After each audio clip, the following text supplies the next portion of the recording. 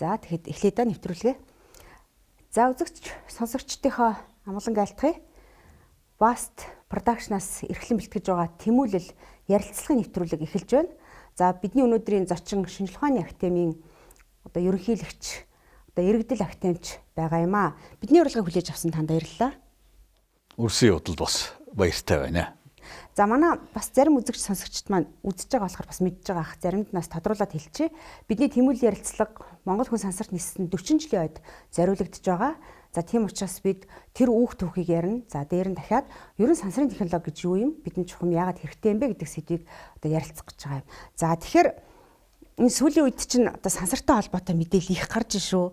NASA ч одоо Марс дээр техникээ буулгалаад гин хятад улс тэглээл гин ингээл их олон юм бусд хувийн хөвшлийнхэн ч гэсэн хиймэл дагуулуудаа хөөргөлөө гэл ер нь одоо яагаад ингээд сансарт тэмүүлээд байна вэ гэдгээс л яриагаа эхэлт таялаа. Ер нь хүн төрөлхтний мөн чанарт л байсан шиг байгаа. Манай монголчууд ч гэсэн л одоо эртний үеэс л энэ од эрхсийн учрыг олж амьдрал ахуйгаа эдний хөдөлгөөнтэй уялдуулан зохицуулдаг ийм л ард түмэн байсан шүү дээ. Тийм учраас угаасаа хүн төрөлхтөн бол дээшээ тэмүүлж исэн. Одоо бол тэр нь бодит технологийн шийдэл болоод ингээд очиод байгаа. Тэгэхээр зэрэг одоо бол яг хөө ингээд дэлхийн орчмын тойрог замаасаа гараад нарны системийн гаригууд руу төрөвчийнхтаар нь очиод ингээд буугаад эхэллээ. Гол зорилго юунд байна вэ гэхтээ зэрэг хэтийн зорилго бол энэ дэлхийн орчинд одоо хүний амьдрах орчин муудаад ирэх ч юм уу. Эсвэл хүн төрөлхтөн маань өсч өргөцсөөр дэлхийдээ багтаан байгаад жирдэг ч юм уу. Тэр бүхэнтэй холбогдоо хүнсний хангамжийн асуудал үүсгэхэд хаана сууршиж болох уу гэдэг л асуудал зорьсон чиглэсэн судалгаа бол одоо эхэлж байгаа юм. Тэгэл хамгийн ойр дэлхийд харьцангуй нөхцөл байдлын үед дөхөв нарны системийн ганц гариг бол ангараг. Тэгээд одоо ангарагдараа буугаад эхэллээ. Тэгээд тэндээс авчирдаг дээжнүүдээ авчираад ингээд судлаад ер нь тэнд одоо хүн төрөлхтний очиж амьдрах орчин бий болгож болох уу юу гэдэг судалгаа бол цаашаа ингээд явна гэсэн үг. Удахгүй тэгээд ангарагдар хүн бууна. Тэгээд хүн буугаад мэдээлэлтэй болоод эргэж ирнэ. Америкт бол ангарагдар буух баг бэлэн болсон байж байна. Хөлөг нь бэлэн болоо нисэн. Энэ бол цаашаа үргэлжилсээр байгаа. Цэцэд бол хүн төрөлхтний амьдрах шинэ орчин бий болгож болох уу юу гэдэг асуудлыг л шийдэнэ. Энэний төлөө бүх улс явж байгаа. За би өөрөө нэг сансар судлалын бас мэргэжлийн хүн биш. За тийм учраас хамаа замбарыг бас асууж магадгүй. Асуулт бол дандаа ухаантай байдаг гэж байгаа. Хариулт харин тэнэг байж болдог. Юм шиг та бол дуртай асуултаа л тавиа явсан. За энэ ер нь хизээ бүтээн ажтэй юу гэдэг байдлаар бид нар бас зарим юмд ханддаг. Дэлхийн нийт тэгж хандаж болох уу? Ер нь хүн төрөлхтний дийлэнх хэсэг бол асуудал тэгж ханддаг. За энэ бүтлээ хаа юм гэдэг асуудал тэр бол олонхын хүн төрөлхтний олонх нь л тэг. Хэрэглэлээ ч хаа юм. Тийм энэ хизээ юм болох юм бөө гэж дээл гэдэг. Энэ зүгээр хүн бол автоматар тэгж ханддаг нь хүний өөрийн нас угаасаа байглаасаа ясан нас богино. Тийм учраас энэ богино хугацаанд их том өөрчлөлт гарна гэдгийг бол хүлээж авах жаахан бэрхшээлтэй байдаг. Тэр тусмаа өнөөдөр мэдээллийн энэ их асар хүчтэй урсгал дунд өөрт хэрэгтэй мэдээллийг шүүж авч ойлгоод бодиттой дүгнэлтэх бол энгийн хүний одоо ер нь төвчнөөс авсан асуудал байгаа. Тийм учраас энэ бол одоо энэ ер нь хизээч юм болдсон билээ гэдэг тийм хандлага бол угаасаа байсаар байх болно. Гагцгүй энэнийг давсан шийдлүүд, технологийн шийдлүүдийг гаргаж иж ингээд энэ үе тэгж хандж исэн бол дараагийн үе нь үнэхээр болж ийн гэдгийг амьдралдаар харж явах л энэ л зам нэлээд урт хугацаанд үргэлжлэх болов уу гэж бодож байгаа юм. За дэлхийн нийт сансар судал одон орон судал дээр ийм хандлагатай байдаг юм гэж бид тэгвэл ямар байх хэвээр яг одоо харахаар одоо жишээлбэл ингээд сансрын тухай ярих ч юм уу ийм ингээд мэдээлэл гарахаар комент сэтгэлийг харахаар юу өнөөдөр нөө модон жорлонгоос салаагүй гэж юу вэ амжиргаагаа яа гэж сансрын юм яриад гэдэл шүүмжлэх нь олон байх юм. Бид тэгж явах хэвээр юу? Нэг бол өөр байх хэвээр юм. Ер нь бол нэг талаас бодоход энэ бол хувь хүний асуудал. Тэгтээ ер нь болж игэл хүн аливаа юмд эерэг хандлагатай одоо оптимист хандлагатай байвал хүн төрөлхтний нийт амьдрал бол аятайхан болно л доо. Тэгэхээр хүн болгон өөр учраас энэнийг бол ямар нэгэн байдлаар удирдах, зохицуулах явдал бол амаргүй. Тэгтээ угаасаа чих сонин шүү дээ. Одоо жишээлбэл бид нарыг одоо яг энэ сансар судлалын ажилд анх орж явахад өөрөөр хэлбэл 40 гаруй жилийн өмнө бид нар имэйл хүлээж авна гэдэг төсөөлөлч байгаагүй. Хүн төрөлхтөн тийм ойлголт байгаагүй шүү дээ. Тэгэхээр 40 жилийн дараа өнөөдөр имэйлийн тухай асуудал бол өглөө усаасаа явдагтай. Тэрнээс илүү татамжтай хэрэглээ болоо явж байгаа юм.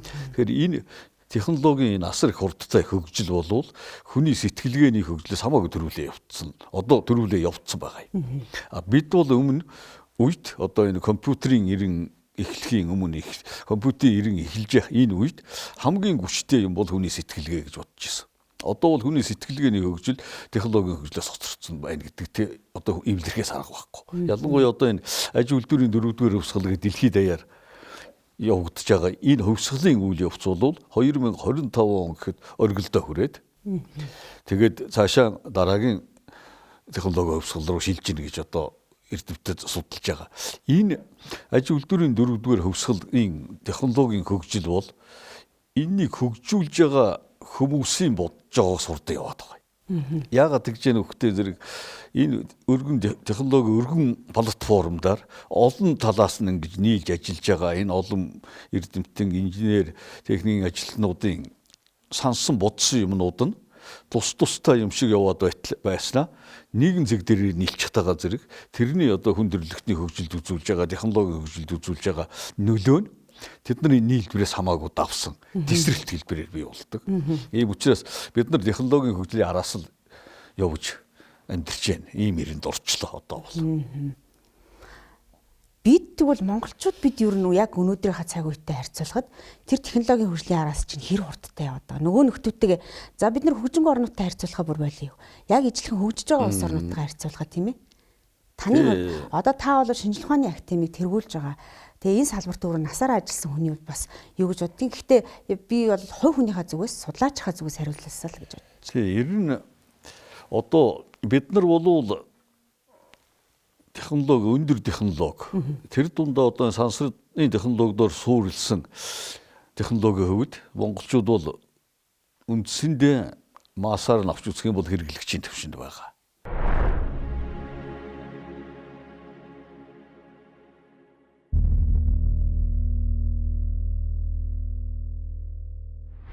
Зүгээр яг Монгол орныхоо төвшөнд монголчуудын өнөөдрийн энэ амьдралдаар ингээд тавихад бол бид нар бол одоо хэрэглэгч гэж хэлэхээсээ ичж хэрэггүй. Тэгэхдээ чадварлаг хэрэглэгч байх бол буу зохион бүтээгч байснаас магадгүй дээр. Ягаад гэвэл чадварлаг хэрэглэгч гэдэг бол массыг хамарсан ажил байдаг. Зохион бүтээгч гэдэг бол тодорхой онцгой авьяастай хүмүүсийн хүрээнд байдаг. Массыг хамардаг чадварлаг хэрэглэгч бол эргээд технологийн дэвшилдээ суур болж өгдөг. Ийм учраас бид нар ер нь чадварлаг хэрэглэгч болох энэ төлөө нэг хэсэг бол ажилд таарах байх. Энэ тэнд одоо аж үйлдвэрийн 4-р хөвсгөлийн технологиг хөгжүүлж яваа. Тэрний зарим хэсгийг Монголд авчираад суурлуулад ашиглаж байгаа энэ улсуудын хүчин чадал бас төрөвчийн миний хэлдэг шиг тал талдаа өсч бий улсоор байгаад нэг зэг дээр нийлэхэд манайх бол бас энэ өндөр технологийн хөгжилд өөрийн хөв нэмрээ оруулдаг орн болох цаг бол ирнэ л дээ. Зүгээр энэ хугацааны үед зүгээр ингээд баримжаалаад хэлэхэд маш хэцүү. Би нөгөө банкны салбарын нөгөө IT технологийн гол нийлүүлэгч манай дотоод Сүхторж байгаа. Хуучин бол нөгөө BSP-г үүсгэн байгуулагч. Тэр хүнтэй ярилцлага хийж хаад бид бол ерөөсөө тэр Азийн улс орнуудаас бол яг одоо энэ салбартаа бол одоо нийлүүлэгч байгаа хувьд ч гэсэн ер нь бол дээгүр төвшөнд орж болно. Нэг л өдөр тесрэлт гарна. Тэр бол удахгүй л гэж хэлж илээсэн л да. Тийм энэ технологи хөгжлүүдийн явцаас харахад бол хүн төрөлхтөн мэдээг багт л нэг өдөр тесрэлт болсон түүх байгаа юм л да. Тэгэхээр энэ ажилдуурын 4-р хөвсгөлийн тесрэлт бол одоо тун удахгүй болно. Үнэхээр одоо бид нар цуг тесрэх эсгэл асуудал байгаагаас биш тесрэлт бол тун удахгүй болно гэдэгтээ бол би 100% санал нэг байна. Монголчуудын хувьд юу? Монголчуудын хувьд ч болно. Тийм их олон манай их олон залуучууд яг энэ технологиудаар ажиллаад байгаа юм. Одоо эдний заримын одоо өөрийнхөө хэмжээнд л ойлгодог хэмжээнд бодоод үзэхэд үнэхээр тэд нар бол тэргийн үгнэнд яваад байгаа байхгүй юу цуг. Хүний цөөн байдаг гэдэг бол үнэ. Сансрын технологи бол одоо бусад шинжлэх ухаан технологиг авч явдаг ийм суур салбар гэдэг энэ салбарынхан өөрсдөө яриад байна л да. Тийм. Тэгэхээр манад жишээлбэл энэ технологи хүүхдүүгээ харахаар одоо Монгол хүн сансарт нисэж явах үеэс одоо судалгаа юм эхэлсэн, сектор энэ төр байгуулагдаад эхэлсэн байгаа. За гэхдээ өнөөдөр бол ингээ харахад бол бид сансрын технологийн нэг хэрэглэгчтэл харагдаад байгаа. Тэгэхээр бид одоо ямар төвшөнд байгаа бол яг энэ сансрын технологи дээр. Тэгэхээр сансрын технологи жишээл манай Хүрэгчээ Баатрыг сансарт нисэж байхад сансрын технологи бол одоо хэрэглээ болсон хэсэг бол маш бага байсан. Ерэн зүгээр сансарт хамгийн сүүлийн үеийн технологиг дурших одоо тэр шатал эд хөгжижсэн үе л дээ. Тэр үед одоо сансрыг ашигласан гол технологиуд бол одоо их дэлхийг зайнаас тандан судлах арга технологиуд байгаа юм. Энэ арга технологиг хөгжүүлсэний хүчинд одоо бид нар их дэлхийнхаа тухай асар их мэдээллийг бол хөрлүүлээд авцсан. Энэ зайнаас тандан судлах бол үнэхээр тэгсэн. За хоёр дахь нэг урсгал болвол дэлхийн татах хүчний орчинд хөгжүүлж болохгүй зарим технологиудыг сансрын тэр жингүүдлийн орчинд хийвэл яадаг юм бэ гэдэг ажил бол яг л одоо өнгөрсөн 180-аад оноос л бас эхэлсэн. Яг л Хүрэгчээ Баатрыг нисэж байх тэр үеэр. Тэгэл энэ чиглэлээр одоо Монголын залуу судлаачид бас л туршилтынхаа хөтөлбөрийг бичээл сансарт туршаал ирсэн байх чинь. Ингээл эдгээр технологиудаар бол бид нар хэрэглэгч гэдгээсээ илүү хамт ингээд цугл явж исэн. Одоо бол сансрын технологи гэдэг зүйл болвол хүн болгоны хэрэглээ болцсон байна. Одоо бол тэр үед бол сансрын технологи бол технологийн хөгжлийг чирч явдаг одоо хөдөлгүүр байсан бол өнөөдөр нэгдүгээрт бол энэ хөдөлгүүр чигээр юм байна. Хоёрдугаарт бол хүн төрөлхтний хэрэглээний суур баазыг бүрдүүлдэг нэг элемент болцсон байгаа юм. Жишээлбэл одоо хамгийн ойлгомжтой жишээ бол одоо бидний гар утас. Энэ гар утсыг ашиглаж одоо бидний авч байгаа мэдээлэл гар утсаа ашиглаад хийж байгаа энэ бүх ажил болвол яхахгүй энэ сансарт би сансрын технологиор суурилсан. Хүн л мэдэхгүй байгаас биш. Энэ бол цэвэр сансрын технологи гэж болно шүү дээ. Тэгэхээр хүн төрөлхтний бараг 100% хэрэглээ болсон энэ технологи байж байгаа жишээтэй. За тэрнээс гадна одоо энэ уур амьсгалын дулаалтай холбоотой галбаар өөрчлөлтүүд болдог. Энэ галбаар өөрчлөлтийг судалдаг хамгийн суур технологи бол сансарт бий болдог. Сансрын технологиудыг л ашиглаж байгаа. Өөрөөр хэлбэл одоо сансарт бол бид нар хиймэл дагуул хөөрөглөө. Хоёр янзын хиймэл дагуул хөөргөж байгаа. Ер нь бүдүүлэг англи бол. Нэг нь бол дэлхийн орчмын тойрог замаар байнга эргэлдэж мэдээл дамжуулдаг. Энэ бол одоо нэг цаг 30 минут орчим дэлхийг нэг тойрдог. Хоёр дахь технологи бол дэлхийн тодорхой цэгтэй цуг хиймэл дагуулаа явуулчаад геостационар тойрог гэж нэрлэдэг байгаа. Тэнд хиймэл дагуулаа байрлуулчихна. Тэр хиймэл дагуул Улаанбаатарын дээр байх юм бол Улаанбаатартай цуг л ингээд байнга эргээд байна. Өөрөөр хэлбэл тэр Улаанбаатарт болж байгаа байгаль цаг уурын өөрчлөлтийн энэ бүх юмнуудыг бол ганцхан цэгээс мөнгөд аваад мэдээлэл дамжуулдаг. Ийм хоёр энэ уур амьсгалын дулаалтай холбоотой судалгаанд ашиглаж байгаа ийм хоёр том технологи хоёулаа сансрах. Ингээд бодохоор бас ерөөсөө бүх салбарт одоо сансрын технологи юм алгал гэж үзэхэд болохоор болж байна. Дээр нөгөө телевиз зэрэгэд л ярих юм бол бас үний GPS мэс гэдэг. Энэ мэдээлэл дамжуулдаг хиймэл дагуулууд чинь бүгд л сансарт л байгаа шүү дээ. Тийм. Бүх мэдээлэл одоо сансрын хиймэл дагуулаас дамждаг. Бид бол энэний ястаа жинхэнэ сайн хэрэглэгчд байх.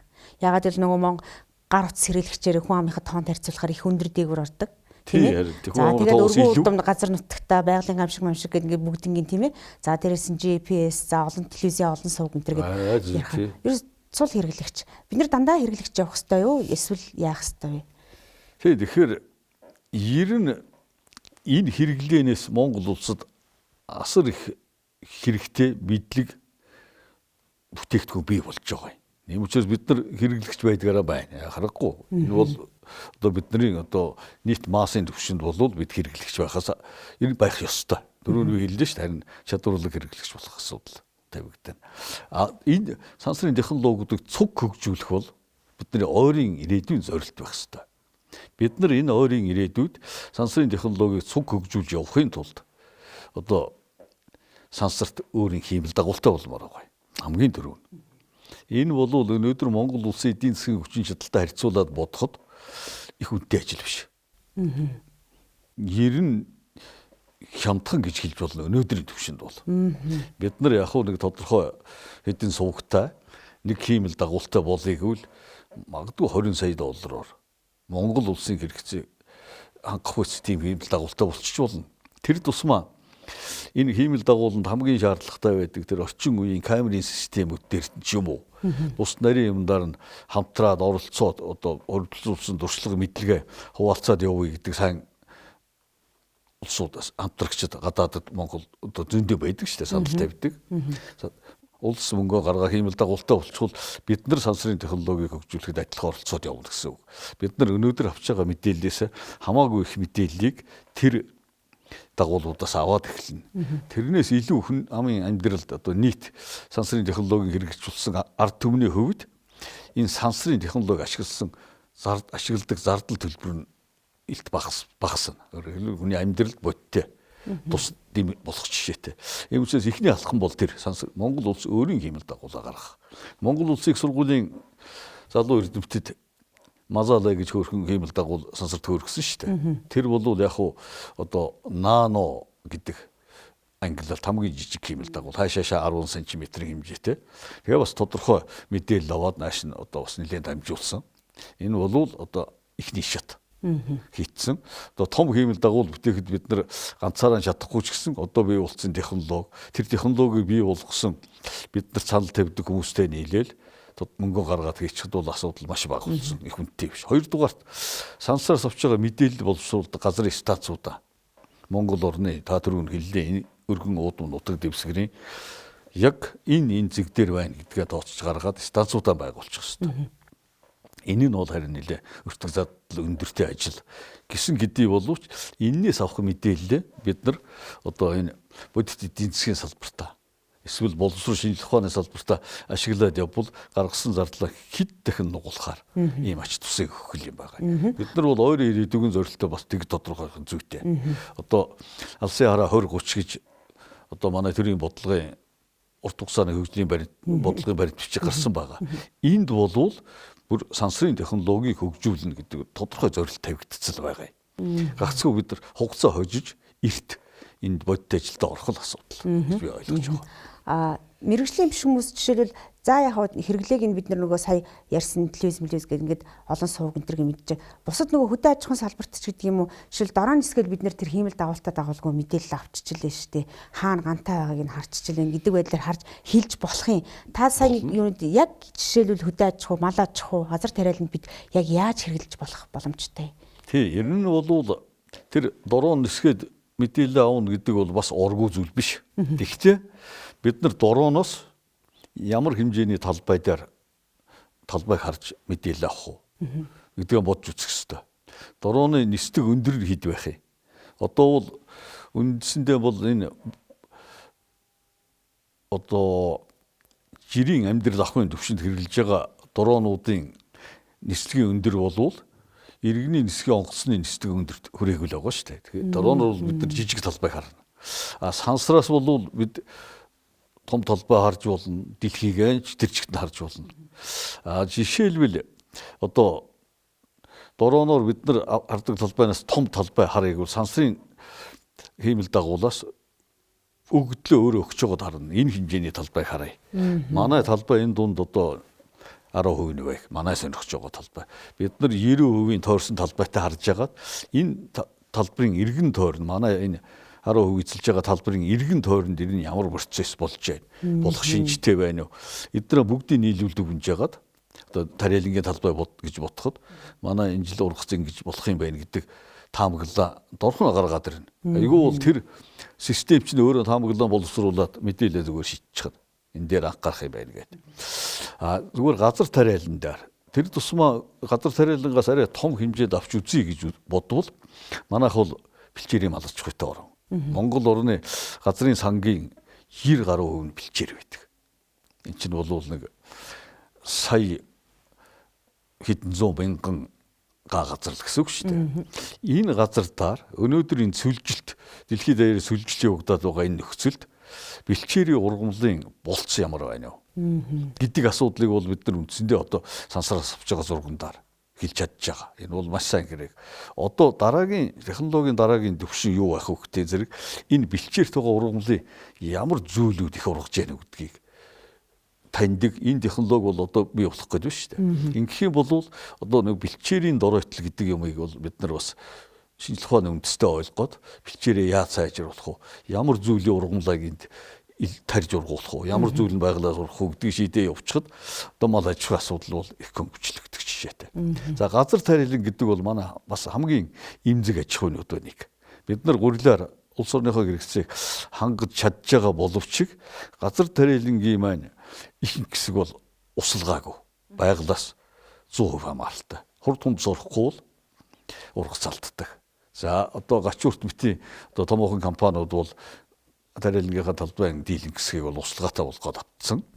Энд бас хүндрэл бий дээ. Энэ тухай бол би одоо бас арай ярмааргүй байна. Монгол орны энэ ийм өвөрмц хөрстэй оронд байнгын усалгаатай газар тариалан бол нэлээд хүндрэлтэй. Зөвхөн усаар хангахтаа биш. Цаана олон жилийн дараа асуудал үүсдэг. Энийгээ мэдээж одоо том менежерүүд бол бодод тооцсон бай таарна. Энэ хурд тундсаар ургадаг газар тариалангийн одоо жишээл улаан буудаа гэхэд энэ улаан буудаа болц. Яг энэ талбай дээр энэ 7 хоног тураа. Энэ талбайгаа тэрнээс одоо сарын дараа хураа гэдэг мэдээллийг бол яхааргүй сансын зургаас одоо бол авч чадна. Энэ мэтлэнгээр сансраас авах нь бол дорооноос том. Бид нар дорооноор авч байгаа мэдээллийг цайны халбаар утгаа дууж байгаа сайтай тийм бах тий зөвлөх юм бол тэр сансаас авч байгаа мэдээлэл бол ус онгоцол гэсэн. Ус онгоцноос юм авч яах гэсэн. Зөв. Одоо бид нар бол би яг мэдээлэл авахдаа бол зарим мэдээллийг бол манайхан үнгүү аваад байгаа. Яг олон улсаа гэрээ хэлцэрч байдаг юм уу ингээд үнгүү бид нар ч гэсэндээ Google Map дээр хараад ингээд юмыг үнгүү аваад. Гэхдээ тэрний хэд хоногийн хоцоотой хоцорсон байгаад тах шиг байгаа. Хэдэн цагийн ч юм уу те. Тухайл дээрээс харах чинь нэг машин дотор машин байлаа гэх чинь тэр машингүй харагдаж чинь гэдэг чинь хоцорсон л байгаа байхгүй. Машин гараа явцсан байх чинь машинтай харагдаж. Үнэтэй үнгүү хоёр янзын ямар хэмжээний мөнгө гадагшаа гараадгийг би бол нэлээд хэдэн хүмүүсээс асуусан мэддгүй юм байна лээ. Нэгтгсэн байдлаар бас мэддэг хүмүүс байдаг л ах л та. Тэгэхээр одоо биш л үнэтэй ч гэсэн бас хямдхан байгаад байна тийм ээ. Тэгэхээр бид яг ямар мэдээллийг авч хэрэглээд байна уу гэдэг нь бас нэг сонирхолтой даа. Цаг хугацааныхаа хувьд юм уу, ач холбогдлохын хувьд бас. Тий, өнөөдөр бол сансрын технологи бол үнэхээр асар их хөгжсөн учраас одоо бид нар анхны сансрын нислэгтэй холбоотой судалгаа, эрүүл хайгуулын ажил хийж яхад энэ чинь бол нэг сансраас 1 км орчмын хэмжээтэй хаашаашаа энэ объектор бол тодорхой мэдээлэл авч болдог байсан. Одоо бол яг одоо бодит цагийн мэдээллийг л авч штэ. Бодит цагийн мэдээллийг аваад одоо энэ арабын орнуудад сүүлийн үеийн үйл явдал харахад үнэхээр аимшигтай байгаа штэ. Алын гэсэн хүнээ машинтай явж байхад сансраас буужингаар харагдаж штэ. Энэ бол яг л сансрын бодит цагийн мэдээллээр таниал ингэдэг. Ингээ буруу ашиглуул энэ бол ийм аюултай, ийм төвшөнд хөгжицэл байгаа юм л да. Бидний авч байгаа мэдээлэл одоо ялангуяа одоо энэ Landsat энтергээд хиймэл дагуулын системүүд байна л да сансарт. Эндээс авч байгаа зургнууд болвол одоо асуудал шийдвэрлэх төвшингийн үед бол нэлээд хоцрогдсон. Манайд хэрэгтэй нь юу вэ нөхтэй зэрэг бас чиг гэж суур мэдээлэл нь байгаад байдаг. Үнгүү олддог. Гэрээ хэлцлийн хүрээнд олддог. Энэ мэдээллүүд бол ягарахгүй харьцангуй хоцрогдсон технологиор ирдэг мэдээллүүд. Гэхдээ манай төвшөнд бол ерөнхийдөө ашиглаж болж байна одоохондоо. Яг бодит хугацааны мэдээллүүд бол дандаа л үнэтэй л орж ирнэ л дээ. Тий, энэ бол одоо үнний хувьд бол над ямар нэгэн баримжаа алга. Зүгээр өнөөдөр одоо сансрын дагуулаас сувг ашигладаг энэ өөрийн телефоны операторууд байдаг. Эдгээр маань өнөөдөр манайх өөрийн хиймэл дагуулгүй учраас өөр сувгуудтай гэрээ хийгээд өөр үн яриад тэгээд ерөнхийдөө харьцангуй өндөр үнэтэй одоо өндөр үнэтэйгээр л тэр мэдээллийг аваад байгаа. Манайх нэг юм одоо өөрийн ямар нэгэн хоёр юм уу хиймэл дагуултай болоод энэ операторууд цөмөрөө өөрийнх нь дагуулаас авах юм бол нөгөө бидний амьдралд эргээд нөлөөлнө гэдэг нь энэ гар утсны төлбөр бол дахиад зөндөө буурна гэсэн үг. Тийм учраас бид нар хямд орчин үеийн яг бодит цагийн мэдээлэл авъя гэвэл энэ өөрийн хиймэл дагуул гэдэг бол амин чухал. Гар утсны мэдээлэл хямдрах гэхээр нөгөө дата чи хямдрах нэ. Бүгд хямдрах ёстой. Одоо гадаад жишээлбэл маш хямдхан ерөөсөө хаана ороход өндөр хурдны дата байдаг гэл саяхан гадаадас ирсэн манай залуучууд бас шүүмжлээл Монголд ирэл дата гэл өндөр төлбөртэй ингээд хязгаарлагч гэдэг энэ чи сайхан л мэдээ байна.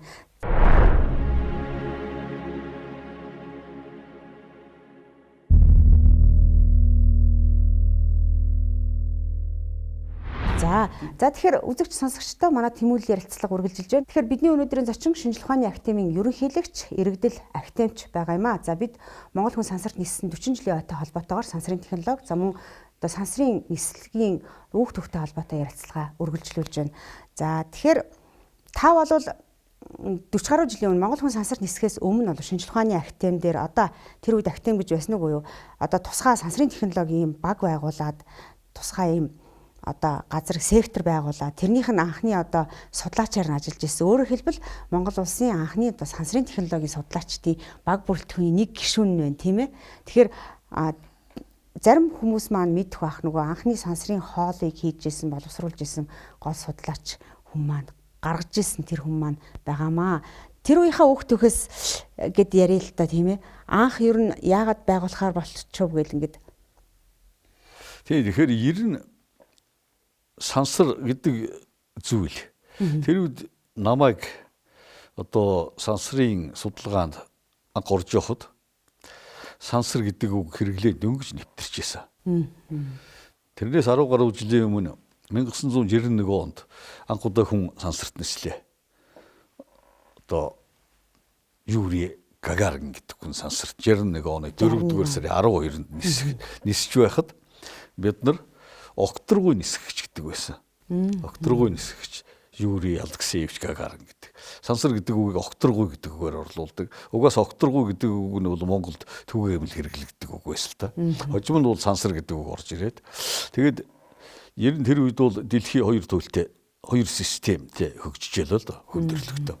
Нэг нь бол одоо тэр үед их муу хэлж байсан капиталист систем. Нөгөөх нь социалист систем. Хоёр систем бол үнэхээр өрсөлдөж байсан. Яг уралдаа явдаг байсан. Тэгээд одоо энэ сансрын удмыг инк тайвны зорилгоор ашиглах Интеркосмос гэдэг байгууллагыг тэр үеийн зөвлөлт холбоот улс толгойлоод социалист орнууд нэгдээд Интеркосмос гэдэг том програм үүсгэн бий болгоод энэ програмын дагуу одоо энэ 60 хэд онд Интеркосмос хөтөлбөр бий болсон. Тэгээд 70-аад оноос 70-аад он гаргаад энэ програмын дагуу социалист орны нисгчдийг сансарт нисгэх бэлтгэлийн ажил хийсэн юм байгаа. Манай улс бол энэ Интеркосмос хөтөлбөрт элсэн орсон анхны орн. Тэгээ сансрын нислэг бол энэ хөтөлбөрөөс үүдэлтэй. Ингээд энэ хөтөлбөрт оролцож явж байгаад бид нар 81 онд сансарт одоо анхны одоо Монгол цусны анхны хүн маань сансарт нисэж байгаа юм л да. Энэ бол түүхэн авьяа, түүхэн хувьзээя. Энэ бол ер нь Монгол улсын түүхэнд мөнгө үлдэх асуудлуудыг нэг л дээ. Энэ асуудлыг шийдвэрлэх тэр мөч одоо миний эрдэм шилгээний ажилтны болж ажиллаж исэн эхний үе хоёр давхцсан явдал бол энэ бол зүгээр л азтай тохиолдол. Тэгээд тэр үед одоо манай улсад Интеркосмос үндэсний зөвлөлөө байгуулад. За ингээд сансрын нислэгт бэлтэх тэр нэг намын системтэй байлаа. Монгол Ардын Хөвсгөл намын төв хорооны дэргэд үндэсний зөвлөл хороогоон байгуулаад ингээд бэлтгэл ажил эхэлсэн. Ингээд сансрын нислэг бол үндсэндээ хоёр хэсгээс бүрдэнэ. Нэгдүгээр хэсэг бол одоо их олон орны иргэдийг сансарт нисгэж социалист системийн давуу талыг дэлхийд харуулах нэг юм зорилготой. Нэгээ сайн сурталчлах хэрэгтэй. Хоёр дахь зорилго бол ер нь улс орн бүр сансарт хүний нисгэж байгаа орн бүр өөрийн гэсэн сансрын судалгааны эрдэм шинжилгээний том хөтөлбөртэй байх хэрэгтэй. Энийгээ боловсруулах хоёр дахь том зорилго. Ийм л хоёр том зорилгоор. Тэгээд намын төв хорооноос шинжлэх ухааны академид энэ эрдэм шинжилгээний хөтөлбөрийг боловсруулах даалгаврыг өгч Жилхон Академийн ерөнхийлөгч манай алдарт Ширэндэв академичийн тушаал гарч сансар судлалын тасгийг тэр үеийн физик техникийн хүрээлэн дээр байгуулсан. 8 гүнтэй тасаг. Бид нар цөмөрөө залуу байсан. Тэгэхэд бол одоо анх байгуулахад бид нар ихэнх нь 30 хүрээгүүл явж исэн шүү дээ. Ганц 2 хүн бол нэг 31 2-тай хамгийн настай гэж байгаа. Ингээд дандаа залуучуудад итгээд энэ ажлыг даатгаад ингээд өгцсөн. За бид нар ч бас хэрээрэл чармааж ажилласан. Чармааж ажилласны хүчинд бол үнэхээр Монгол зөвлөлт Монголыг сансрын хамтарсан нислэгийн эрдэмшилгээний хөтөлбөр гэдэг 30 гаруй эрдэмшилгээний туршилттай програмаа боловсруулж чадсан. Бусд орнуудаас нэг давуу тал гарсан манай хамтарсан нислэгийн үед. Бусд орнуудын хувьд бол үндсэндээ нэг нислэгийн эрдэмшилгээний хөтөлбөрийн 70 орчим хувийг зөвлөлт тэр үеийн Оросын эрдэмтэд санаачилж 30 орчим хувийн тухайн улсын эрдэмтэд санаачлаад ингээд явуулж исэн бол манайд бол эсэргээрээ. Манай залуу судлаачид маань 70 орчим хувийн туршилтын 70 орчим хувийг 20 гаруйг нь гэсэн үг одоо 30 орчим туршилттай 20 гаруйг нь манай Монгол судлаачид санал болгож 30 гаруй хувийн Оросын эрдэмтэд санаачилсан юм л да. Тэгэхээр ер нь Монгол хүний чадвах, оюуны потенциал, сэтгэлгээний онцлог бол бас бусд suurын олон зуун жил suurын соёл иргэжилттэй байсан улсаас өөр байдığım байндаа л гэж би одоо бодож байгаа. Тэр үед мэдэхгүй шүү дээ. Тэгээд энэ туршилтууд бүгд амжилттай болсон. Амжилттай болсон нь хоёр шалтгаантай. Нэгдүгээрт энэ туршилтын программыг хийхдээ бол үнэхээр л өөртөө байгаа, улсад байгаа за хамтын ажиллагааны бүх боломжуудыг ашиглаад одоо үнэхээр одоо чин сэтгэлээсээ боловсруулсных нэгдүгээр. Хоёрдугаарт энэ олон туршилтуудыг сансрын нислэгийн 7 хоногт бүгдийг тэр заавал зөвлөмжийн дагуу 100% амжилттай хийсэн явдал бол манай сансрын нисгчийн өөрийн хувийн чадвартай холбоотой. 7 хоногт 30 гаруй туршилтыг цагийн хуваарьтай. Өөр бус ажилтайгаа хажуугаар зөндөө ажилтай. Тэрний хажуугаар бүх туршилтыг бол амжилттай гүйцэтгэж ирсэн. Одоо яг би энэ дэр танаас тодруулмаар сая бас та их сайхан санаа хэлчлээ. Яг үнэхээр жишээлбэл одоо залуучууд маань бас ингэж асууж байгаа. Тэр үед сансарт ниссэн Гүрагчаа Баатар яг юу хийсэн бэ гэж асуудаг юм. Тэгэхээр одоо энэ байх нь дээ тийм ээ. Тий одоо яг харахгүй энэ манай залуучуудын зөв. 7 хоног нисэлэрээ виз гэж бодно шүү дээ. Энэ бол хэвийн сэтгэлгээ. Тийм учраас яг юу хийснийг бас үе ярьж явах хэрэгтэй байна. Би түрүүн хэллээ шүү дээ. Энэ бол Монгол улсын түүхэнд мөнх үлдэх үйл явдлуудын нэг. Тийм учраас энийг мөнх үлдээн гэдэг нь бүх Монгол хүнийхээ бүх үеүүдийн тархи толгой сэтгэлд нь хадгалагдах хэмжээний ажил хийх хэрэгтэй юм л да. Тийм учраас одоо хамгийн чухал ажлын нэг бол үнэхээр энэ 7 хоногт Гүрагчаа Баатар маань юу хийцэн гэдгийг бол жил бүр сансрын нислэгийн ойгоор ч юм уу эсвэл жил бүр одоо ерөнхий боловсролын сургуулийн нээлтээр нь ч юм уу хэлж яхан зөвхөн юм шиг байгаа. Үнэхээр 7 хоногт 30 гаруй эрдэмшилгээний туршилт хийсэн. За тэр дотор бол одоо яг Монгол судлаачдын санаачилсан өвөрмс туршилтууд бий. Тэр бүгдийг ярихад бол хэцүү цаг хугацаа их орно. Зүгээр яг монголчуудын санаачилсан өвөрмс гэвэл одоо жишээлбэл одоо туйлшрал гэдэг туршилт байдаг. Тэр туйлшрал гэдэг одоо энэ одоо нарнаас ирж байгаа гэрэл дэлхийн хоёрын харилцан үйлчлэлийн дунд гэрэл яаж туйлширч байна вэ? Тэрнийг техник технологид ашиглах зорилготой. Энэ туйлшралыг хэмждэг багжийг монголчууд өөрсдөө зохион бүтээгээд сансарт Гүрагчаа Баатар аваач тэнд суурлуулад. Тэгээд тэр гэрлийн туйлшралыг хэмжсэн өгдлөө бол бүртгэж авдаг. Тэр үчи компьютер гэж байсангүй шүү дээ. Гараараа бүртгэж авах бичнэ. Энэ Гүрагчаа Баатар бас бичнэ шүү дээ одоо. Тэр хэмжилтүүдээ бүртгэж аваад тэгээд энэ туйлшралыг хэмжих багж хийснээр Монгол улс бол сансарт өөрийн зохион бүтээсэн багжаа гаргасан 10 дахь улс болж байгаа шүү дээ. Тэгэхээр бол ер нь ихтэйгээр орж байгаа. Тийм байна. Тий, энэ туйлшрал туршилт бол онцгой болсон. За манай академийн ерөнхийлөгчөөр олон жил ажилласан академич Чадрагва маань тэр үед анхудаа Улаанбаатар хотын агаарын бохирдлыг сансраас туршуулсан. Яг өөрөө санаачлаад. Одоо энэ удамны гэрлүүдийг тэр үед одоогийнх шиг олон гэрэлж байгаагүй. Тэгэхдээ удамны гэрэл бол бүгд ингээ ерөөхдөө гудам руугаа чиглэж гэрэлтүүлдэг штэ. Тэгэхдээ зэрэг дээш агаар руу харсан тийм одоо прожектор гэдэг юм уу гэрэлтүүлэгчүүдийг тавиад Улаанбаатарын гудамаар тэр үед бол бодлогоор тийм ажлыг бол амархан хийждэг л байсан байгаа. Тэгээд тэр гэрэл агаар мандлын давхаргыг гараад даваад одоо сансрын станцтаар бүртгэхдээ ямар эрчимтэй байна уу гэдгийг үндэслээд Улаанбаатар хотын агаар нэг иймэрхүү төвшөнд бохирдож байна гэж. Одоо чинь 81 онд бол Улаанбаатарт агаар бол цэвэрлэл байсан л да. Одоотой бол цэвэрлэл. Тэгтэл одоо тодорхой бохирдолтой гэдэг нь одоо анх удаа гарч ирсэн байх жишээтэй. За 3 дахь туршилт бол манай сансрын биологи ангаа авахны салбарт хийсэн нэг туршилт байна. Одоо яг миний хариуцчихсан туршилт Чицаргана гэдэг. Энэ туршилт нь ямар онцлогтой ихтэй зэрэг энэ Монголд ургуул тармилжуулсан Чицарганы тосыг сансрын нислэгийн нөхцөлд хүний биед үүсдэг хүндрэл өөрчлөлтүүдийг сэргийлэхэд ашиглах ямар боломж байна гэдгийг тогтоох зорилготой туршилт болсон.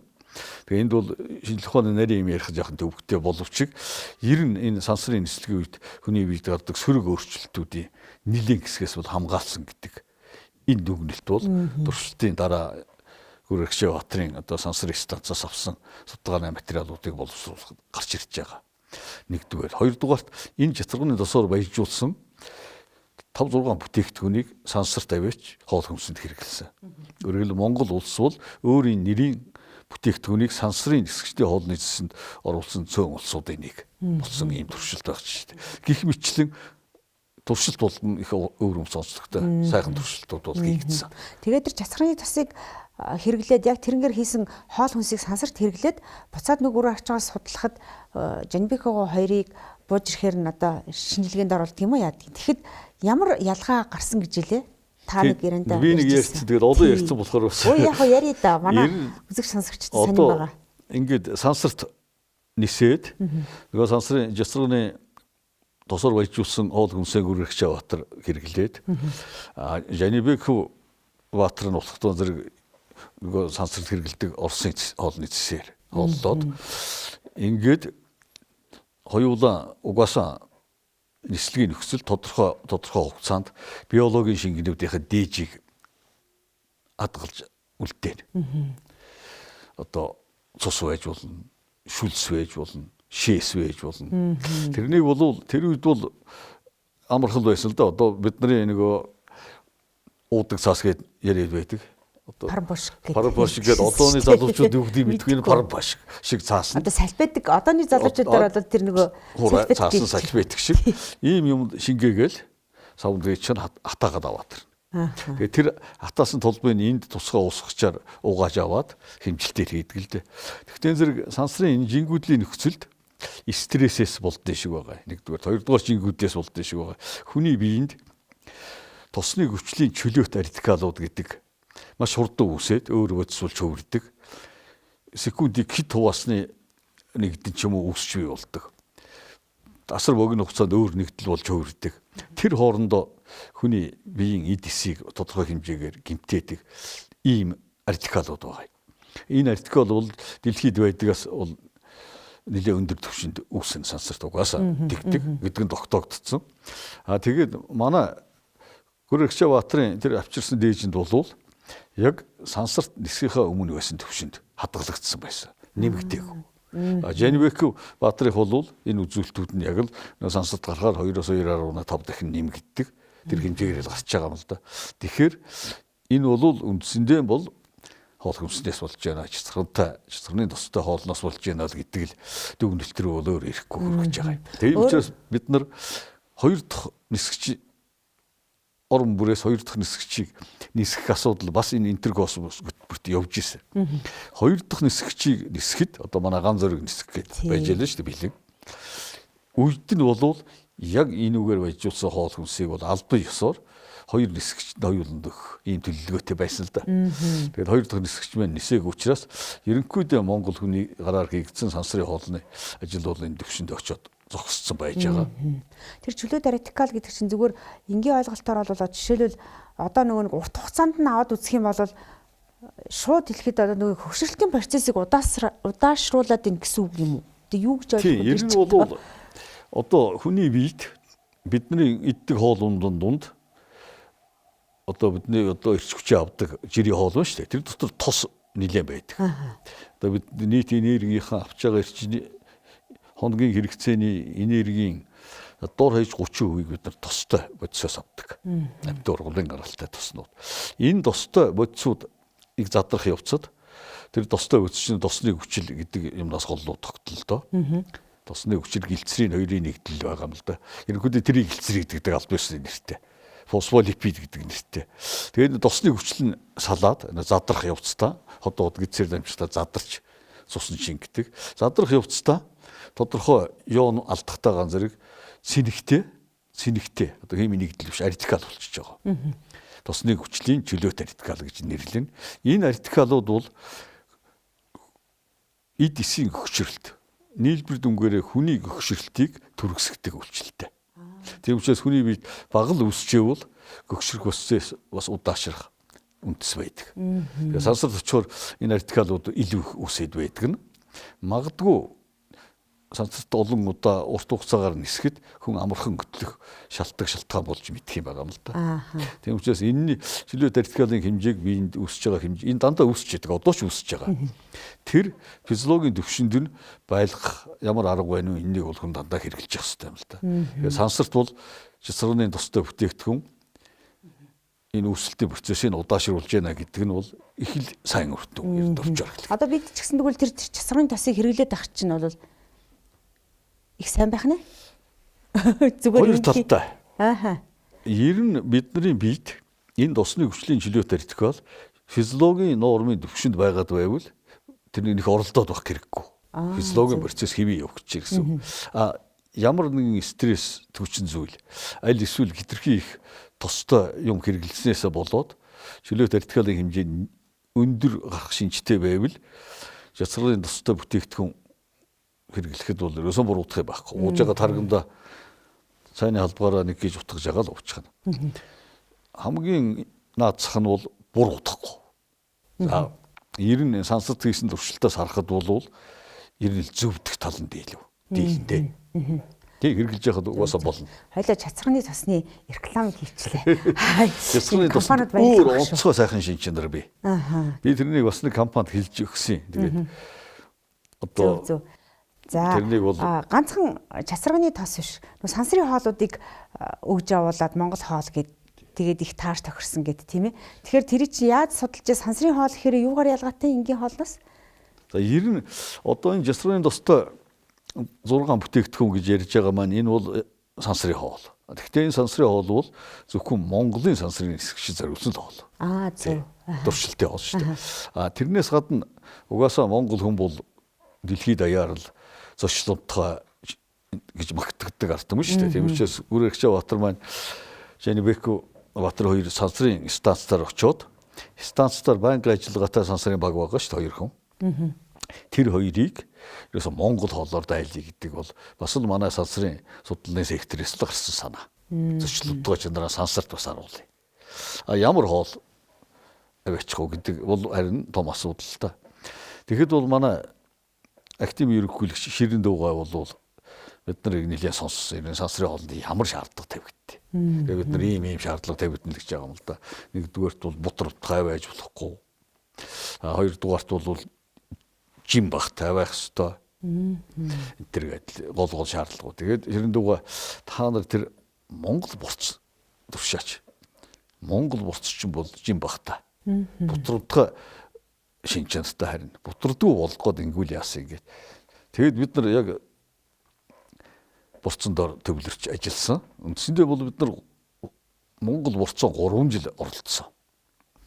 Тусгай одоо Дунд Говь аймгийн Далган жаргалан сумын сувч их сайхан малтай. Угаасаа тэнд жинхэнэ малын мал аж ахуй хөгжүүлэх нөхцөл сайт. Тэр үед бүр сайхан байсан. Одоо бол их олон жил зуд болоод гам болоо жаахан хэцүү. Тэгээд тентхийн нэг өхрийн фермээс 2 жил дараалж баг очиж яг өхрийн нятлаа дээж авдаг байсан л да. Малын эмчтэй, хүний эмчтэй, за судлаач гээд бид нар ингээд одоо 3 настай өхөр энэ гэж байгаа. Тэгэл бүх өвчин эвгийг үсэж хагаад ингээд ээж авчираад 2 жил дараалж энэ хөрөл тогоотой одоо орны оргилийн тэнд яг Монгол аргаар борцоо хийгээд дандаа туршилт судалгаа хийсээр байгаад тэгээд хамгийн сүүлд тэр борцны хамаг шин дижэлт бодисыг 60 градус тэрнээс арай дээр градустай усанд хийгээд утгахад одоо энэ уусдаг кофенүүд байдаг. Тэгж уусдаг хэмжээнд хүртэл боловсруулж аваад тэгээд тэр үгээрээ нөгөө сансрын нисгчтэй хоол хийдэг савлгаанд оруулаад хал ус хийж зайлаад уудаг тийм борцны ишил гэдэг хоол болгоод тэгээ энэ хоолоор бол ерөөсөө нөгөө сансрын 2 станц 2 нисгчтэйгээ манай баг энэ дөрөв бол одоо зэрэг тэр хоолыг одоо нэг хитүүд ашигласыг бол би сайн мэдэхгүй байна. Ер нь ямар ч байсан сансрын станцын бүхвэхэд Гүрэрхчээ Баатар болохдоо тэр үгээрээ дайлал бүгдөө бол ямар гоё амттай шил байдیں۔ Оросууд бол ер нь шүлэнд сайн л та. Тэгээ Оросын төвийн сонин хэвлэлүүд бол тэрнийг их мундаг бичсэн шүү дээ. Монголын зочны хоол бол үнэхээр сансарт гайхамшигтай амттай хоол. Хэдэн жил яаж гаргасан гинэ? Ер нь үндсэндээ бид нар 3 жил ажиллаад сүүлийн 2 жил бол яг цэвэр борцоо яаж тийм хэлбэрт оруулах уу гэдэг дээр ажиллаж байгаад гаргаж авсан. Өөрөөр одоо хатаацсан кофе шиг л байх нь шүү дээ. Тийм кофе шиг юм байна. Тэгэл задлаад найруулад байж. Тэгээ сансрын хоолч бол задлж сансрын бүхээг задлж болдгоо. Жинг учраас ингээ нисээ өвчөд. Тийм учраас уусгадаг устайгаа холбоотой усаа шахаж оруулаад зайлаад уусгаал. Тэгэл амнаасаа салгалгүй шахаад оруулчих шүү дээ. Амнаас салгалын бол туслаараа сансрын хөлгийн бүхээх хэрч нисээ өвчөд. Жингүүдээ өвчдөг. Тийм хоол гаргасан энэ бол бас манай монголчууд бидний өвөг дээдс. Тэр их холын олон жилийн аяндаа хийх явцдаа үнэхээр гайхамшигтай хоолны технологи гаргасан гэдэг бол ингээд сансарт дахиад батлагдж байгаа юм л да. Тэр бол бидний мундаг үнэхээр гайхамшигтай өв. Уул нь тэр чигээр тэр технологи авч яваад үйлдвэрлэлд нэвтрүүлээд тийм экспортын бүтээгт хийсэн бол болох байсан. Тийм болох байсан. Одоо манай сансрын яг энэ биологи анагаах ухааны гэсгийг хариуцж исэн оролцож исэн 4 хүн бийлдэ. Одоо нэг маань бурхан болцсон. За би байгаа. Одоо манай сансрын эмчиж олон төмөн мэддэг Фавга их эмч байна. Нөгөө сансрын сонгон шалгаруулах багийг ахалж ажиллаж исэн. За уртнаас ингэж яг биохи эмч доктор байна. За Бадга гэж их эмч байсан зайлвал одоо бурхан болцсон өндөр настай байсан. Бид дөрөв бол үндсэндээ энд ажиллаад тэгээд сүүлд нь манай урт насан маань ерөөсөө энэ Монгол борцоор төргөө хоол хийжгээд. Тэгээд хувийн хөвчлээс хөрөнгө оруулалт хийгээд тэд нар одоо тийм уттай борцоорс төргөө хоол хийцэлтэй. Гэхдээ яг сансрын тэр технологийн төвшөнд бол боловсруулаагүй. Тэгж боловсруулж болно одоо өнөөдөр Монголд. Тийм одоо тоног төхөөрөмжүүд нь ч байна. Гэхдээ ер нь борцоор хийсэн бол Монголд үнэтэй гараад болтгоо. Их үнэтэй гарна. Жинхэнэ хөдөөний Монгол аргаар хийсэн 1 кг борц болвол одоо ясгүй мах зардаг үннээс хамгийн хямдаар бодоход 5-6 дахинтай. Ясгүй мах 20 мянгаар гарч байгаа бол килограмм борцвол 100 мянга орчмоор л гардаг. Угаасаа өртгөөр өртдөг. Тэгээ тэрнийг дахиад усанд устгадаг хэлбэр шилжүүлвэл энэ бол 2-3 дахин нэмэгдэх хандлагатай. Тийм учраас технологийн дэвшил бас шаардлагатай байна. Өөр цагаан эдэг авч явсан гэдэг бас тийм. Цагаан эдэ гэдэг нь одоо тэр жисрын дусаар баяжуулсан бүтээгдэхүүнүүд бол дандаа цагаан эдэний төрлийн бүтээгдэхүүн байсан. Зөв. Бислэг, арц. Тийм үү. Бити. Тийм цагаан эдэ. Зочны хоол бол махаар хийсэн. Тэр цагаан эдэнүүд чинь тэгээд сансар дээр очихоор болоод байна уу? Болдгүй яах вэ?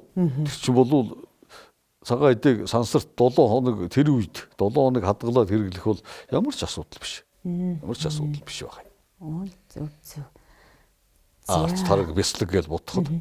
Та яг тэр үед одоо жишээлбэл яг энэ хоол хүнсний технологи дээр ажиллаж байсан судлаачийн хувьд та өөрөө хүнсний чиглэлийн юм уу одоо эсвэл тий ер нь бол би ч өөрөө биохимч хүн шүү дээ. Тэгэхээр биохимч хүн бол хүнсний ухааны суурийг судалдаг. Тий. Хүн биохимч бол ангаах ухааны суурийг судалдаг хүн. Учираас бол ер нь одоо ангаах хүнс судлал энэ төр рүү ороход бол маш амар л да. Биохимч хүн бол. Тэр утгаараа бол би ер нь одоо нэлээд хэдэн жил бас хүнсний судалгаа хийсэн сансрын нислэгээс хойш.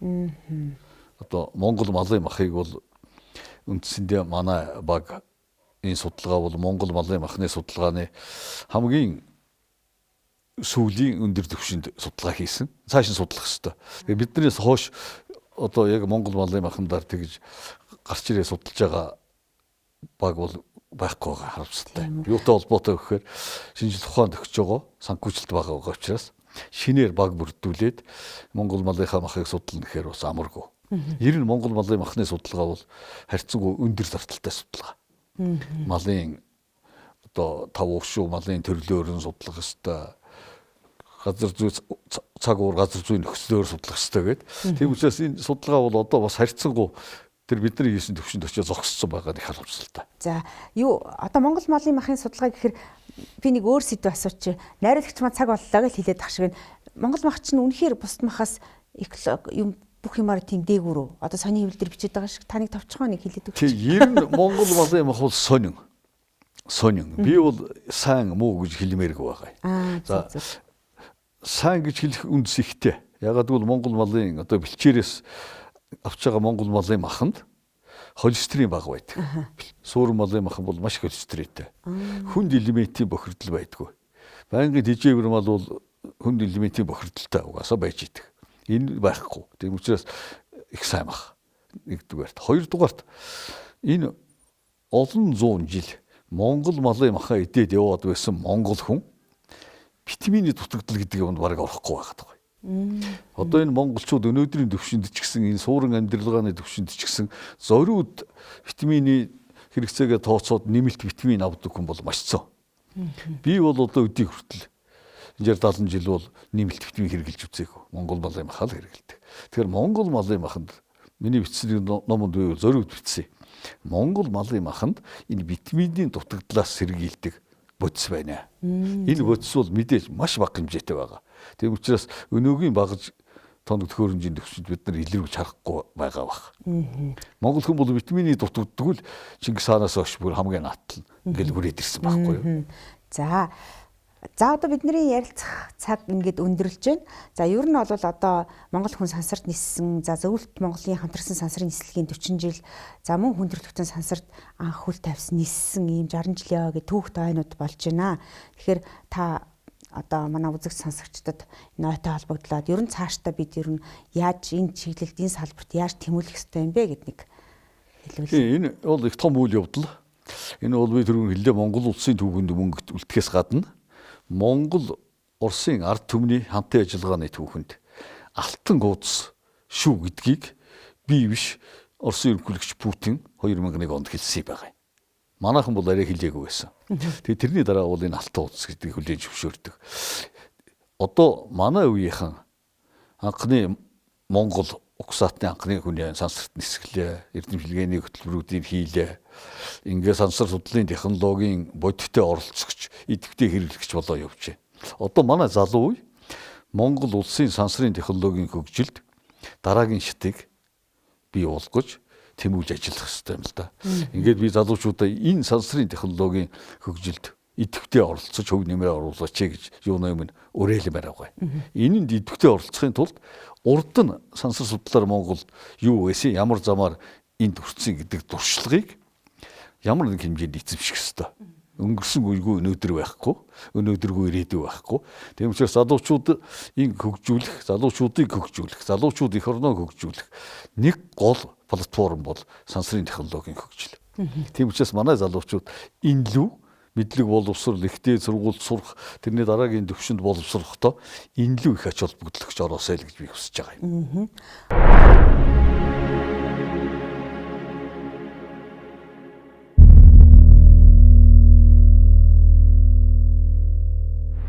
Сансрын судалгааны нэг туршилт нь уулуурхаан салбартай холбоотой байсан уу гэж би бас ойлгоод байгаа шүү дээ. Нөгөө Эрдэнэт үйлдвэр энтертэй. Ер нь бол металлургтай холбоотой туршилт бол хийсэн. Гүрэгчбаатар. Яг Эрдэнэттэй шууд холбоотой биш. Зүгээр нөгөө сансраас зайнаас тандан судлах ажлын хүрээнд Эрдэнэт орчмын одоо зэсийн асар том орд. Энэ зураг яг Монголын одоо сансрын нислэгийн үед яг энэ цэг дээр төвлөрөөд авахд яаж гардыг байна уу гэдэг дүгнэлтийг зорилгоод тэрийн одоо зайны тандалт бол маш сайн хийгдсэн сансраас. Хоёрдугаарт оюу толгой тэр үед бас сайн хийгдсэн. Тэр оюу толгойг судалсан юм уу? Оюу толгой зургийг бас авсан. Зөв. Тэгээд тэр оюу толгойн зургийг одоо ингээ хэвлэлээр тавиад харахад бол үнэхээр гайхалтай харагдчихсан байгаа. Тэр үед зэсийн эсэр том орд ингэж харагдана гэдгийг хүн төрлөختөө угаасаа мэдээгүй байсан. Одоо харахад бол тэр онцгой харагддаг. Зүгээр яг энэ металлург Эрдэнэтэй холбоотой туршилт болвол жингүүдлийн нөхцөлд монокристалл бодис ургуулах туршилтыг тавья. Дэлхийн татах хүчин дээр энэ туршилтууд бол жижиг дунд үйлдвэрлэлийн хэмжээнд хөгжсөн байсан.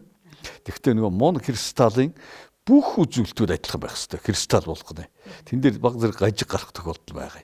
Газрын татах хүчнээс болоод. Тэгээд сансарт жингүүдлийн орчинд ургуулж үзьгээд хоёр туршилт тавьсан. Нэр нь бол харин Эрдэнэт 1, Эрдэнэт 2 гэдэг нэртэй байх санагдаж байна одоо. Тэгээд энэ кристаллыг ургуулад үнэхээр сансарт бол бүх үзүүлэлтийн адилхан кристалл ургуулж болох юм байна гэдгийг бол бас манай тэр туршилтаар тогтоосон. Кристалл гэдэг нь одоо жишээлбэл бид нар хамгийн түгээмлэр бодоход одоо нарны элемент, нарны тойл гэдэг нь шүү дээ. Нарны энергийг аваад цахилгаан болгож өгдөг. Энэ тойлны сүүр бол захиур гэдэг химийн бодисын монокристаллаар хийдэг. Тэгэхээр тэрнтэй адилхан өөр бодисын кристалл бүтцтэй бодисуудыг л гаргаж авна гэсэн үг. Уучлаарай. Оюу толгой онцгой сайхан харагдажсэн гэдэг маань яг юу яаж харагдсан? Тэр зэс оюун дээрээс харагдаад байсан юм уу? Тэрний чинь зэсгэн шинж мэдэхгүй шүү дээ.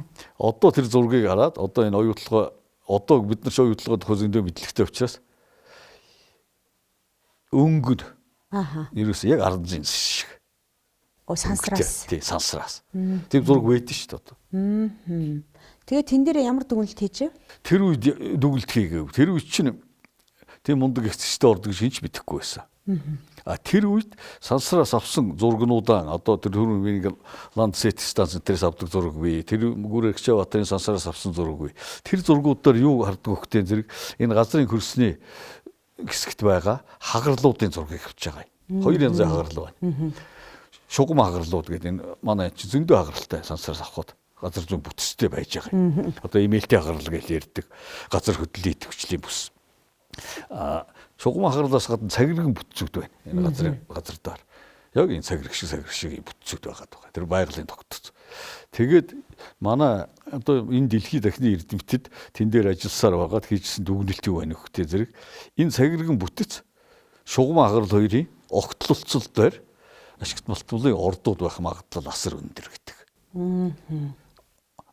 Тэр одоо ер нь батлагдсан дүгнэлттэй. Тэгэхээр бол оюу толгойч вэ, Эрдэнэтч вэ, цагаан суургч вэ? Энэ бол тэр цагиргэн бүтц шугам хагарлын огтлолцолдоор л баг. Тэр утгаараа бол тэн том орд байна гэдгийг бол манайхан бол мэджил байсан манай геологч. Ингээ бодохоор жишээлбэл сансарт хүнээ нисгэгчээ нисгсэн улс орны хувьд дэлхийд 101 дэх Азад бол 2 дахь улс орн гэд тэгээд та түрүүн хэлсэн нөгөө туршилтуудаараа бусад улс орнуудаас тэргүүлж ирсэн гэдэг. 70% монголчууд өөрсдөө боловсруулсан. Тэгэхээр одоо сансрын технологийн тэрүүний туршилтуудаараа манай улс бол нэлээд дээгүүр явж ижил гэдгийг ингэдэг. Харин цуг одоо яг би бол ерөөсөө цуг явж ирсэн л гэж боддог. Тэгээд энд бол монгол хүний сэтгэлгээний онцлог илт нөлөөсөн гэж бодоод байдаг. Тэгээд одоо ингээд тэр сансрын туршилтыг 100% гэж үзэхэд 70% нь монголчууд өөрсдөө санаачлаа гэдэг маань тэр одоо тэр үеийн зөвлөлт холбоот улсын сансар судлалын асар их туршлагатай том эрдэмтдийн баг тэр туршилтуудын боловсрол хянана шүү дээ. Ингээд тавих туршилт ийм үр дүн хүлээж байгаа тэргээд. Тэдний тэр шалгалтыг даваад гарна гэдэг нь угаасаа монголчууд бол тэр үедээ энэ сансрын технологийн туршилтуудаар бол тэр дээд талд нь орж ирж ирсэн юм байна л гэж бодож байгаа юм л да. Тэрний чинь сүүлд нь ойлгоно шүү дээ. Тухайн үед бол яаж сайхан туршилтын хөтөлбөр хийх үл гэдэг юмнаар ахаас биш бид нар аль төвшөнд очих гэдэг бол яг үннийг хэлэхэд мэдэхгүй шүү дээ бид нар ч. За баярлалаа танд. Энэ амжилт улам ахих болтугай гэж бас ярив. За тэгэхээр болтугай. За тэмүүлэл ярилцлага энэ хүрээд өндөрлж байна. Бидний өнөөдрийн зочин шинжлэх ухааны академийн ерөнхийлөгч Иргэдэл Ахтемч байлаа. Танд бас баярлалаа. За ярилцлагыг The Vast Post Production-аас та бүхэндээ хүргэж байна.